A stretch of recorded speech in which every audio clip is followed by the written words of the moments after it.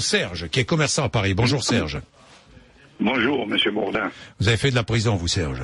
Un peu beaucoup, oui. Alors, excusez-moi, monsieur Bourdin, en aparté, simplement, je peux vous dire une chose qui doit refléter la vie de beaucoup de monde. Sur les réserves parlementaires, je suis écœuré du culot qu'ils ont. C'est tout, je ferme les guillemets. Ah ben la réserve parlementaire, je voudrais rappeler à Serge, je voudrais rappeler aux auditeurs ce qu'est la réserve parlementaire. C'est une somme d'argent, pas des moindres, parce que ça représente quoi? 150 millions d'euros versés par l'État aux deux assemblées. Enfin, versés par l'État, c'est notre argent, évidemment. Alors, chaque député a le droit, je parle des députés là, de dépenser 130 000 euros qu'il peut distribuer dans sa circonscription à une association, à un projet. En fait, on ne sait pas trop à qui il les distribue, parce qu'il n'y a pas de contrôle là sur la distribution, ce qui est un peu dommage. Bon, c'est encore plus opaque au Sénat, encore plus opaque. Alors, il s'agirait peut-être de supprimer cette réserve parlementaire. Moi, je suis pour la suppression de cette réserve parlementaire. Vous êtes pour ou contre la suppression, vous, Serge? Mais moi, je suis pour la suppression directement, oui. Vu tout ce que je paye, vu tout ce que je leur donne, c'est mon fric, hein. C'est une partie de mon fric, hein. C'est tout. Moi, je trouve ça dégueulasse. Voilà, c'est tout. Il y a pas d'autre terme. C'est dégueulasse. Mais ils ont l'air pour beaucoup, de dire que c'est pas normal qu'on supprime Je suis écœuré même de ce que j'ai entendu ce matin, même avec la socialiste. Oui. Je suis écœuré, voilà. Mais enfin, là n'est pas mon propos. La socialiste Marie-Arlette Carlotti qui n'ose pas aller au bout de ce qu'elle pense. C'est dommage. C'est dommage. Elle n'ose pas. C'est incroyable. J'essaie de la pousser, mais je sais qu'elle pense. Je le sais. Vous savez que c'est terrible quand vous avez un responsable politique face à vous. Vous savez ce qu'il pense, mais vous n'arrivez pas parce qu'il n'ose pas dire ce qu'il pense. Monsieur Bourdin. Oui. Oui, Serge. Parfois, il m'est arrivé de vous insulter intérieurement. Mais alors, quel bon journaliste vous faites? Vous avez les couilles. Voilà. Et c'est tout. Il faut le dire. Non, mais ça me fait plaisir, ça. C'est le plus beau compliment que vous pouvez me faire. Hein. Le reste, peu importe. Mais celui-là, j'aime, Serge. Mais je l'assume. Que les étudiants journalistes copient sur vous, ça va être très difficile. Il faut déjà avoir un état d'esprit. C'est déjà différent.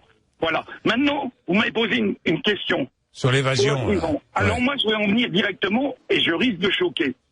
Mais moi, je m'en fiche parce que vous pouvez me poser toutes les questions, je ne les fuirai pas. Par contre, sachez une chose. Pour les évasions, ce sont les détenus qui commandent les prisons. Ce ne sont pas les syndicats. Les syndicats, qu'est-ce que vous croyez qu'ils font dans les prisons? Ils divisent entre eux, puisque déjà, il y a le directeur de prison, il y a les chefs et les surveillants. Il faut savoir que vous avez des surveillants qui souhaitent qu'il y ait le bordel dans certaines prisons. Je sais de quoi je parle, je peux dire où. J'ai connu, j'ai participé, j'ai fait des révoltes. J'ai été martyrisé, j'ai été... Enfin bref, je suis pas... Combien d'années en prison, Serge? 33 ans. En fait, 32 ans, et puis j'ai fait de la maison de correction, qui était pire que la prison. J'ai fait presque 11 ans d'isolement. Et je sais de quoi je parle, que ça soit Vaujour, que ça soit Mérine, tout ce monde-là, je les ai connus. Mérine, je ne l'ai pas côtoyé, sauf par le journal à l'époque, je ne citerai pas. Et puis il y avait le petit à côté qui s'appelait Sandwich, pour ceux qui connaissent. Voilà. Moi, j'ai été martyrisé, j'ai été... si vous avez, pardon Serge, martyrisé, je vais oublier ce mot, je vous explique pourquoi Serge, puisque vous parliez de couilles. On va en parler, Serge, on va être franc et direct. Si vous avez fait 30 ans, si vous avez fait plus de 30 ans de prison, c'est que c'est peut-être vous qui avez martyrisé, non? J'ai ni tué personne. Alors attendez, monsieur Bourdin. Oui, que les choses soient claires. Au moins, disons-nous les choses. Oui.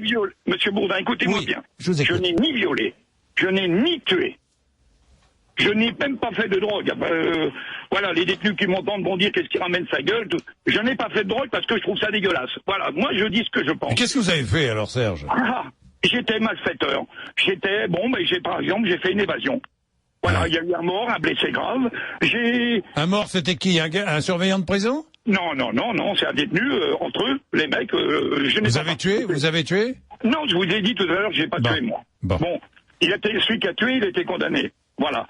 Mais j'ai fait des évasions, j'ai fait des coffres-forts, j'ai fait toutes sortes de conneries, j'ai fait des petits vols, j'ai fait beaucoup de conneries. D'où la récidive. Ah oui. Et la récidive, je peux l'expliquer, mais c'est pas mon propos, mais la récidive, c'est comme les grâces. Il n'y a rien de plus con. Maintenant, je vais vous citer un exemple, Monsieur Bourdin. Allez-y. Par exemple, on parle de récidiviste. Vous savez que quelqu'un peut être primaire simplement par un article de loi. Moi, je ne suis jamais tombé pour drogue. Eh ben, vous savez, mon intérêt, ce serait surtout de tomber pour drogue si je devais faire le con. Je m'en fous, c'est fini, je bosse. Mais parce que je serais primaire. 30 ans de prison, mais primaire. Ouais. Ce sont que des conneries. Tout est des conneries. Mais ils nous mettent personne de bien, Madame Taubira. Elle a de bons sentiments sur certains trucs, mais elle est à côté de la plaque. Mais concernant, revenons aux faits, Redouane Faïd, Serge. Oui. Alors, des armes et des explosifs dans une prison. C'est facile à rentrer. Alors, je ne vais pas tout dénoncer. Je vais vous citer un exemple flagrant qui va vous écœurer, puis alors qui va faire sauter des syndicats, des surveillants et des directeurs. Vous savez, il y a beaucoup d'ateliers dans presque toutes les prisons. Les détenus travaillent un peu, ils sont payés 3 sous, ils sont payés, mais ils font plusieurs heures. Eh bien, écoutez, il y a des camions qui rentrent. Ces camions proviennent de certains endroits, d'usines et tout. La nuit, c'est très facile d'aller déposer quelque chose en dessous. Qui est-ce qui réceptionne les camions? C'est pas les surveillants. Les surveillants ne travaillent pas en prison. Les directeurs, les chefs ne travaillent pas. Ce sont les détenus. Sans détenus, la prison ne travaille. Qui est-ce qui fait à manger? Ce sont les détenus. Qui est-ce qui sert? Qui est-ce qui lave? Dans les ateliers, qui sont les chefs? Ce ne sont pas les surveillants. Vous en avez un, mais il est au bout là-bas, puis il est planqué. Ce sont les détenus qui réceptionnent tout. On peut faire rentrer ce que l'on veut en prison. Voilà. Et alors, qu'on vienne me dire le contraire. Je vous cite un exemple, puisque moi j'ai fait rentrer des lames pour scier des barreaux à l'époque. Vous voyez, par un camion. Mais je pouvais faire rentrer même quelqu'un. Maintenant, vous savez ce qu'ils font? Parce que, attention, si on les entend, après moi, ils vont dire, non, on passe une glace. Ça me fait rigoler. Ils passent une glace, vite fait bien fait, sous le camion. Mais on met n'importe quoi. On met n'importe quoi avec une couleur et que vous imitez, ils vont rien voir du tout. Rien. Après, vous avez des détenus qu'on appelle modèles. Vous savez, ces petits détenus fragiles qui balancent tout. Eh ben, on les met à l'extérieur parce que là, les surveillants non plus vont pas ramasser les papiers. Ils vont pas ramasser la merde qu'il y a. Eh ben, ce sont ces détenus-là qui, eux, qui ont l'air bébêtes, qui ont l'air coucouilles. Eh ben, ceux-là, vous savez, pour 3 sous, ils sont prêts à tout. Pour 2 paquets de cigarettes parce qu'ils n'ont pas de sous. Eh ben, ils vont ramasser ce qu'on jette par les murs. Et puis, on va pas les fouiller, c'est des conneries. Et puis, ils vont le faire, vous savez quoi?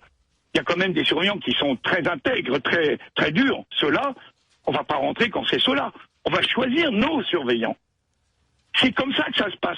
Puisque, de toute façon, vous avez des directeurs pour punir des surveillants parce que vous avez des directeurs, des chefs qui engueulent les surveillants qui, eux, sont maltraités en prison maintenant. Il faut dire la vérité. Ils sont très maltraités, ils sont insultés.